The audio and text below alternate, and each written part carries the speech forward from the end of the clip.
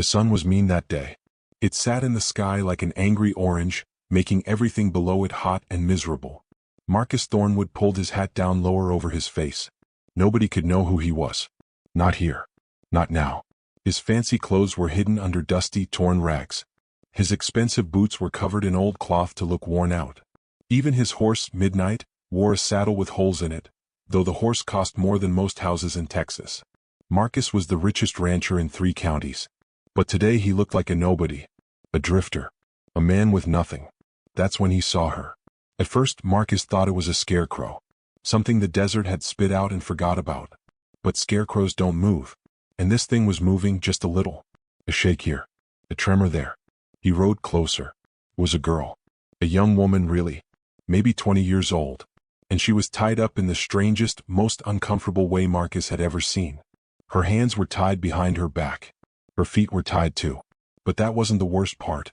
A rope connected her hands to her feet, pulling them together behind her. She was bent backward like a bow. If she tried to straighten her legs, her arms would pull. If she tried to rest her arms, her legs would cramp. She'd been left in the middle of the desert like this, tied to a wooden post that stuck out of the ground. The sun beating down on her. No shade. No water. No mercy. "Please," she croaked when she saw him. Her voice was dry as sand. "Please don't help me." Marcus stopped his horse. He stared at her. "What did you say?" "Don't help me," she said again. Tears ran down her dirty cheeks. "They'll know. They'll come back. They'll hurt you too." Marcus looked around. The desert was empty. Nothing but sand, rocks, and a few sad-looking cacti. No people. No buildings. Just heat and silence. "Who will come back?" he asked. "The Barlow brothers," she whispered. "They did this. They'll check on me at sundown. If I'm gone, they'll track you down. They'll kill you." Marcus had heard of the Barlow brothers. Everyone had. 3 mean cowboys who thought they owned the whole Western Territory. They robbed, they cheated, they hurt people. And nobody stopped them because nobody was brave enough, or stupid enough, to try. "What did you do to make them this angry?" Marcus asked. The girl closed her eyes. More tears came. "I didn't do anything. I'm their sister's servant. I broke a plate yesterday. Just one plate. Sarah Barlow got so mad, she told her brothers I tried to steal from her. It's a lie. But they don't care about truth." Marcus felt something hot rise in his chest. It wasn't the sun. It was anger. He climbed down from his horse. His boots hit the sand with a soft thump. "No," the girl cried. "Please. I'm begging you. Just leave me. I'll survive this. I always do. But you won't survive them." Marcus walked toward her. He pulled out a knife from his belt, a good knife with a pearl handle. Too good for a drifter to own. He saw the girl notice it, saw confusion flash in her eyes. "What's your name?" he asked. "Clara," she said. "Clara Finch." "Well, Clara Finch, I'm going to cut you free now. But they'll kill you." Marcus smiled, though she couldn't see it under the shadow of his hat. "They can try." He cut the rope connecting her hands to her feet first. Clara gasped as her body straightened. She groaned in pain. Her muscles had been bent that way for hours, maybe all day. Every part of her hurt. Next, Marcus cut her hands free. Then her feet. Clara collapsed forward and Marcus caught her before she hit the ground. "Easy," he said. "Don't move too fast. Your body needs time." He carried her to the shade of a large rock. It wasn't much, but it was better than the open sun. He gave her water from his canteen. She drank like she'd never tasted water before. "You shouldn't have done this," Clara said between sips. "You don't know what you've started." "I know exactly what I've started," Marcus said. He sat down next to her. "Tell me about the Barlows." Clara looked at him like he was crazy. "Everyone knows about the Barlows." "Humor me."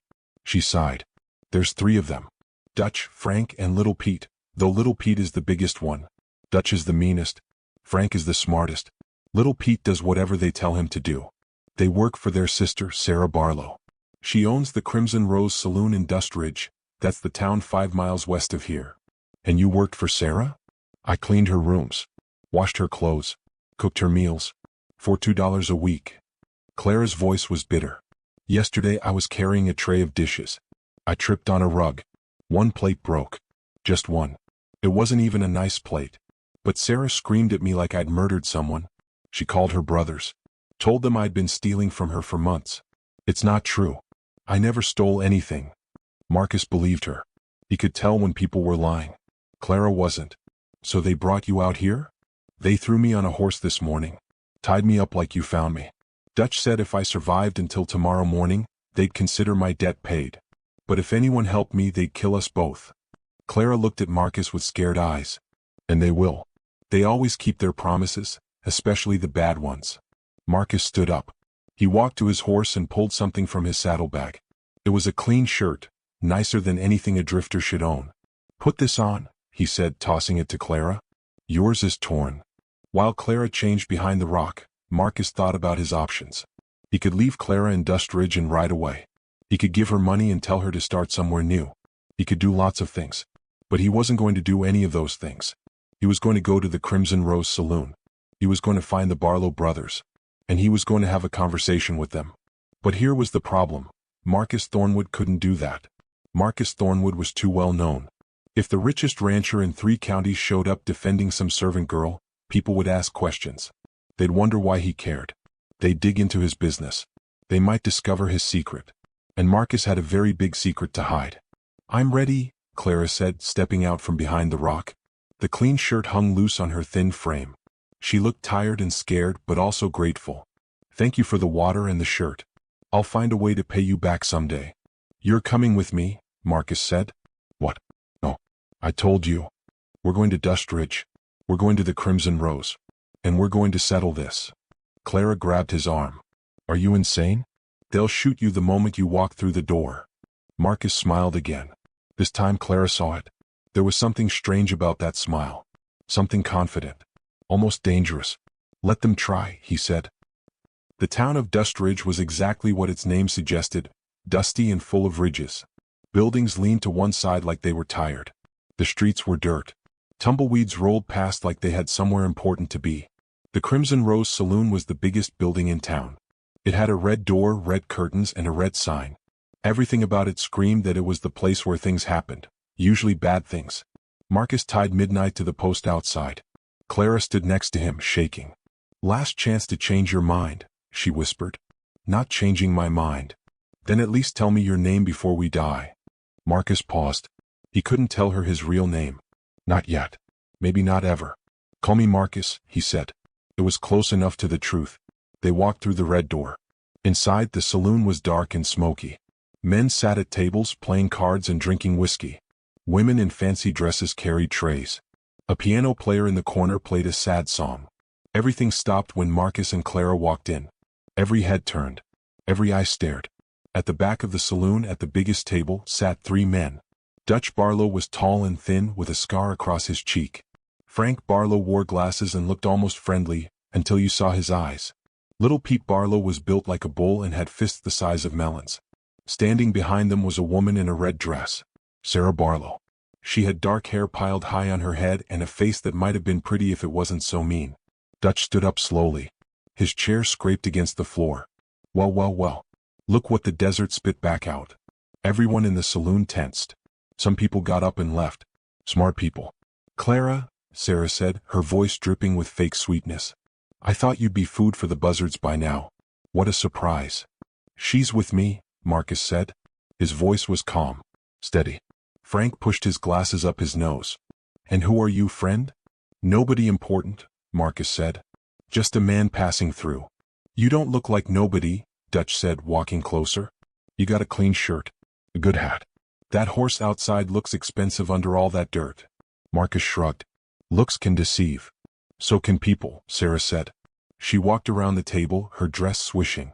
You made a mistake, stranger. That girl is a thief. She stole from me. My brothers were teaching her a lesson about stealing. She broke a plate, Marcus said. That's not stealing. It's my plate. Sarah snapped. Everything in this town is mine. This saloon is mine. Those people are mine. She pointed at Clara. She is mine. No, Marcus said quietly. She's not. The saloon went silent. Even the piano player stopped. Little Pete cracked his knuckles. It sounded like fireworks. You got a death wish, friend? Dutch asked. His hand moved toward the gun on his hip. I got a solution, Marcus said. Clara damaged your property. A plate. What's a plate worth? 50 cents? $1? I'll pay you $5 for it. That's 5 times what it's worth. We'll call it settled and go our separate ways. Frank laughed. You think this is about a plate? It's about respect, Sarah said. Nobody disrespects the Barlows. Nobody. Then how much for respect? Marcus asked. $10? 20? Dutch shook his head. You still don't understand. We don't want your money, Drifter. We want you gone. And we want her dead. Clara gasped. Marcus didn't move. That's not going to happen. Yes, Dutch said, pulling his gun. It is. 3 things happened very fast. Dutch aimed his gun at Marcus. Marcus's hand shot out and grabbed a bottle from the nearest table. And he threw it. The bottle hit Dutch's gun hand. The gun fired, bang, but the bullet went into the ceiling. Dutch yelped and dropped the weapon. Before anyone could react, Marcus moved. He was fast, faster than a drifter should be. He grabbed Dutch's arm, twisted it, and suddenly Dutch was on the ground, groaning in pain. Frank reached for his gun. Marcus kicked a chair. It slid across the floor and crashed into Frank's legs. Frank fell backward, his glasses flying off his face. Little Pete roared and charged like an angry bear. He was huge. He was strong. He was also very, very slow. Marcus stepped to the side. Little Pete ran past him and crashed into the bar. Bottles fell. Glass broke. Little Pete sat down hard, looking confused. The whole fight took maybe 10 seconds.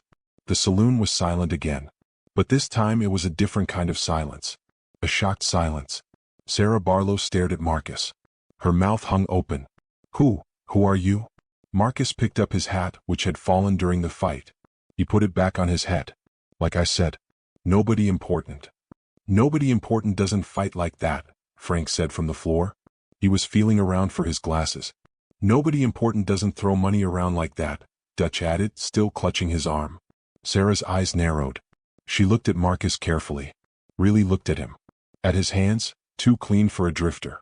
At his boots, too well made under those rags. At the way he stood, confident, powerful, like someone used to being obeyed. You're lying, she said slowly. You're not a drifter at all. Marcus said nothing. Who are you really? Marcus could have kept lying. He could have walked away. But standing there, with Clara behind him and the Barlow brothers scattered around the floor, he made a decision. He reached up and took off his hat. Then he unwrapped the cloth around his boots. He pulled off the torn outer shirt, revealing the fine clothes underneath. Sarah's face went white. Oh no. Oh yes, someone in the crowd whispered. Marcus Thornwood, another person said. The name spread through the saloon like wildfire. Marcus Thornwood, the richest rancher in 3 counties. Owner of the Thornwood Ranch, the biggest ranch in the territory. The man who supplied beef to half the western states. The man who had more money than some small countries. And more importantly, the man who had more power than anyone in Dustridge could imagine. Dutch scrambled to his feet. Mr. Thornwood, sir, we didn't know. You didn't know it was me, Marcus said coldly. But you knew it was wrong. It was just a servant girl, Sarah said weakly. Her name is Clara, Marcus said. And she's coming with me. You can't. I can. Marcus looked around the saloon. I own the land this town sits on. I own the roads leading here. Half the buildings in Dustridge are mortgaged through my bank. That includes this saloon, Sarah. Sarah's face went from white to red. You wouldn't? Pay Clara what you owe her for the last 6 months. And add $100 for pain and suffering. That's robbery. No, Marcus said. What you did to her was robbery. This is justice. Frank stood up, finally finding his glasses. Mr. Thornwood, please. Can't we work something out? Marcus looked at the 3 brothers. They looked pathetic now. Not scary. Just pathetic. You have 2 choices, Marcus said. Choice 1. You pay Clara, you apologize, and you never bother her again. You also start treating people in this town with respect. I'll be checking. And choice 2. Dutch asked nervously. I foreclose on this saloon tomorrow. I shut down the Crimson Rose. You all find new jobs. Probably in a different territory. It wasn't really a choice. Not for them. Sarah went to a safe behind the bar. She opened it with shaking hands. She counted out money and put it in a bag. She walked over and shoved it at Clara. Here, she spat. Clara took the bag. Her hands were shaking. She'd never held this much money before. And? Marcus prompted. Sarah's jaw clenched. I'm sorry. Sorry for what? Sorry for lying about you stealing. Sorry for what my brothers did. It wasn't a good apology. But it was an apology. Marcus nodded. He took Clara's arm gently. We're leaving now. Nobody stopped them. Nobody said a word. They walked through the saloon, through the red door, and out into the sunlight. Clara was crying. Not sad tears. Happy tears. Relieved tears. She clutched the bag of money like it might disappear. Thank you, she whispered. Thank you, thank you, thank you. Marcus untied Midnight. Can you ride? I think so. He helped her up onto the horse, then climbed up behind her. They rode out of Dust Ridge as the sun started to set. They rode for an hour before Clara finally spoke. Why did you do that? Do what? Help me. You didn't know me. You had no reason to care. Marcus was quiet for a long moment. The desert stretched out around them, turning orange and purple in the sunset. I had a sister once, he finally said. Her name was Beth. What happened to her? Something bad. Something I couldn't stop. Marcus's voice was heavy. I swore after that day that I'd never ignore someone who needed help. Not ever again. Clara understood. They didn't need to say more. Where are we going? She asked. My ranch. It's another hour north. Your ranch? Clara repeated. The famous Thornwood Ranch. Famous is a big word. It's a big ranch. Marcus smiled. Fair point. The Thornwood Ranch was indeed big. The main house was 3 stories tall, with white walls and a red roof. Barns and stables surrounded it. Fences stretched as far as the eye could see. Cattle grazed in the distance, hundreds of them, maybe thousands. Ranch hands stopped working to stare as Marcus rode past with Clara. Boss is back, someone shouted. An older woman came out of the main house. She had gray hair in a bun and a face that had seen many years. Her name was Martha, and she'd been the Thornwood housekeeper for 20 years. Marcus, she called. Where have you been? You've been gone for 3 days. And who is? She stopped when she saw Clara. Saw the girl's torn dress, her sunburned face, her exhausted eyes. Oh, you poor dear. Come inside immediately. Martha didn't ask questions. She just swept Clara into the house, calling for hot water and clean clothes and food. Marcus watched them go. He felt something strange in his chest. Something warm. One of the ranch hands, a young man named Cole, walked up. Boss? Everything okay? Everything's fine, Cole. You looked like a beggar when you left. Some folks were worried. Marcus laughed. I was supposed to look like a beggar. That was the point. Cole looked confused but knew better than to ask more questions. Well, glad you're back safe. That night, Marcus couldn't sleep. He sat in his study, staring at the painting on the wall. It showed a young woman with kind eyes and a gentle smile. Beth, his sister.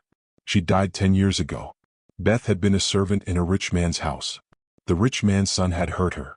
Nobody believed her when she told the truth. Nobody helped her. She died alone and ashamed, and Marcus had been too late to save her. That's when Marcus had made his fortune.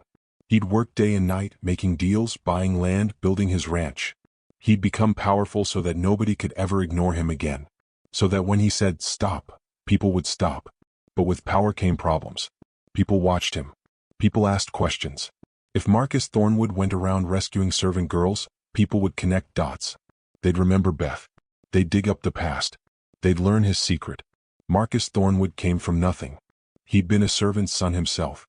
He'd hidden that fact for years, pretending to be from a proper family. If people knew the truth, they'd never respect him again. All his power would crumble. That's why he disguised himself as a drifter. That's why he couldn't help people as himself. But today he'd had no choice. He couldn't let Clara die. He couldn't walk away, even if it meant revealing himself. A knock on the door pulled him from his thoughts. Come in. Clara entered. She looked different now. Clean. Rested. She wore a simple dress Martha had found for her. Her hair was brushed. She looked like a completely different person. Sorry to bother you, she said. I wanted to say thank you again. Properly. You already thanked me. Not enough. Clara stepped closer. You saved my life. You risked everything for me. Why? Marcus looked at the painting of Beth. Because someone should have done the same for my sister. Clara followed his gaze. Is that her? Yes. She's beautiful. She was. They stood in silence for a moment. What will you do now? Marcus asked. You have money. You could go anywhere. Clara looked surprised. You're not going to make me leave? Why would I make you leave? Because that's what rich people do. They help you and then send you away so they don't have to look at you anymore. Marcus felt that hot anger again. I'm not like other rich people. I'm starting to see that. Clara smiled. It was a small smile, but it was real. If you're offering, I'd like to stay. I could work for you. I'm good at cleaning, cooking, mending. You don't have to work for me. Then what would I do here? Marcus thought about it. Whatever you want. Learn to ride horses. Learn to manage accounts. Learn to read if you don't know how. This ranch is big. There's room for all kinds of people doing all kinds of things. Clara's eyes filled with tears again. You really mean that? I do. Then I'll stay. And I'll make myself useful. You'll see. She left the study, closing the door softly behind her. Marcus looked at Beth's painting again. I couldn't save you, he whispered. But I saved her. That has to count for something. Days turned into weeks. Weeks turned into months. Clara proved herself useful in ways Marcus hadn't expected. She was smart, very smart. She learned quickly. Within a month, she was helping Martha run the household. Within 2 months, she was helping Marcus with the ranch accounts. You have a good head for numbers, Marcus said one evening as they reviewed the books together. I always liked counting things, Clara said. When I was little, I'd count stars, rocks, blades of grass. It made the world make sense. Marcus found himself looking forward to these evening sessions. Clara asked good questions. She noticed details he'd missed. She made him laugh with her observations about the ranch hands and their antics. One day Cole asked Marcus a question. Boss, you and Miss Clara, are you two? Are we what? Cole turned red. Nothing. Never mind. But Marcus knew what Cole was asking. And the truth was, Marcus had been asking himself the same question. He cared about Clara. More than he should. More than was proper for an employer to care about someone living in his house. He found himself watching for her in the mornings. He made excuses to talk to her during the day. He thought about her at night. This was dangerous. This was complicated. But this was also real. 6 months after Marcus had found Clara in the desert, he took her on a ride to the northern part of the ranch. There was a hill there with a view of everything, the ranch, the desert, the mountains in the distance. They sat on the grass watching the sunset. I've been thinking, Clara said. About what? About secrets. Marcus tensed. What about them? You have one. A big one.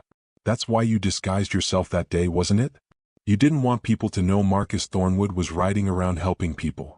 Marcus didn't answer. Martha told me about your sister, Clara continued. She told me Beth was a servant. That you were a servant's son too. Marcus's heart pounded. Martha talks too much. She cares about you. She thought I should know. Clara turned to look at him. Is that your secret? That you came from nothing? Marcus nodded slowly. If people knew, they'd never respect me again. Everything I built would fall apart. That's ridiculous. That's reality. No, Clara said firmly. Reality is that you built something amazing from nothing. That's not shameful. That's incredible.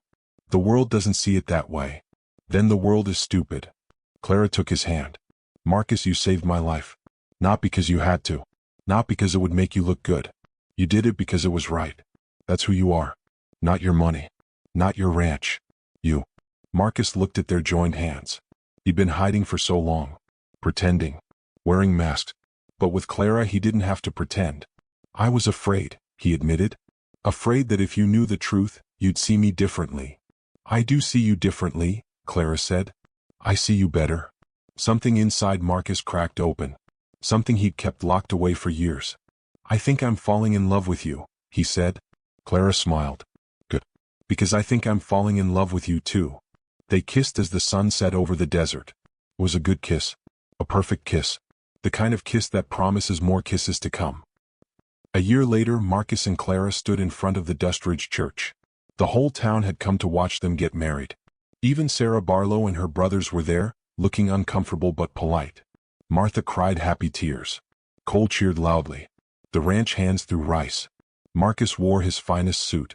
Clara wore a white dress that made her look like an angel. As they said their vows, Marcus thought about that day in the desert. The day he'd found Clara tied up and hurting. The day he'd made a choice that changed everything. He'd been afraid of revealing his secret. Afraid of losing his power. But in saving Clara he'd gained something better. He'd gained love. Real love. The kind of love that doesn't care about money or status or where you came from. The kind of love that sees who you really are and says, yes. I choose you. Clara squeezed his hand. He squeezed back. I love you, she whispered. I love you too, he whispered back. And they lived happily ever after in that big ranch under the big Texas sky, proving that sometimes the best things in life come from the bravest choices. Even when those choices mean revealing the secrets you've been hiding. Especially then.